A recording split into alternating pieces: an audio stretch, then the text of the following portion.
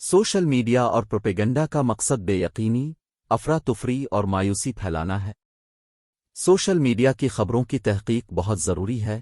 افواج پاکستان دہشت گردوں کے خلاف لڑ سکتی ہے، پوری قوم کا تعاون ضروری ہے۔ تحقیق اور مثبت سوچ کے بغیر معاشرہ افراتفری کا شکار رہتا ہے۔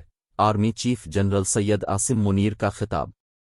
سوشل میڈیا اور پروپیگنڈا کا مقصد بے یقینی، افراتفری اور مایوسی پھیلانا۔ اسلام آباد، 24 جنوری 2024۔ Army chief general Syed Asim Munir کا کہنا ہے کہ سوشل میڈیا اور پروپیگنڈا کا مقصد بے یقینی، افراتفری اور مایوسی پھیلانا ہے۔ سوشل میڈیا کی خبروں کی تحقیق بہت ضروری ہے۔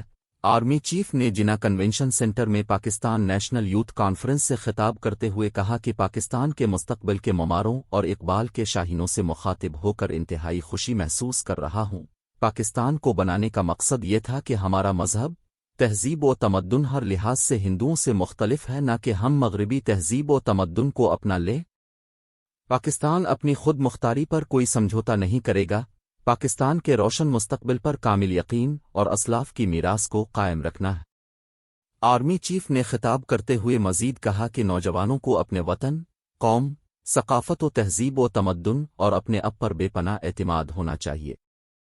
ہمارے ملک کے نوجوان اس قوم و ملک کی روشن روایات، اقبال اور قائد کے خوابوں کی تعبیر کے امین ہیں۔ پاکستان ہے تو ہم ہیں، پاکستان نہیں تو ہم کچھ بھی نہیں ہیں۔ ہمارے ملک کے نوجوان اس قوم و ملک کی روشن روایات، اقبال اور قائد کے خوابوں کی تعبیر کے امین ہیں۔ انہوں نے کہا کہ دہشت گردوں کے خلاف تو افواج پاکستان لڑ سکتی ہیں، مگر دہشت گردی کے خلاف پوری قوم کا تعاون ضروری ہے۔ آرمی چیف نے مزید کہا کہ تحقیق اور مثبت سوچ کے بغیر معاشرہ افراتفری کا شکار رہتا ہے۔ اللہ تعالیٰ قرآن مجید میں فرماتے ہیں کہ اے ایمان والو، اگر کوئی فاسق تمہارے پاس کوئی خبر لے کر آئے تو اس کی تصدیق کر لو۔ انہوں نے کہا کہ پاکستان کے قیام کی ریاست طیبہ سے مماثلت ہے، دونوں کلمے کی بنیاد پر قائم ہوئی۔ اللہ تعالیٰ نے پاکستان کو بے پناہ معدنی وسائل، زراعت اور نوجوان افرادی قوت جیسی نعمتوں سے نوازا ہے۔ مسلمان مشکل میں صبر اور آسانی میں اللہ کا شکر ادا کرتا ہے۔ ہماری افواج ہر قسم کے خطرے اور سازش کے خلاف ہمہ دم تیار ہے۔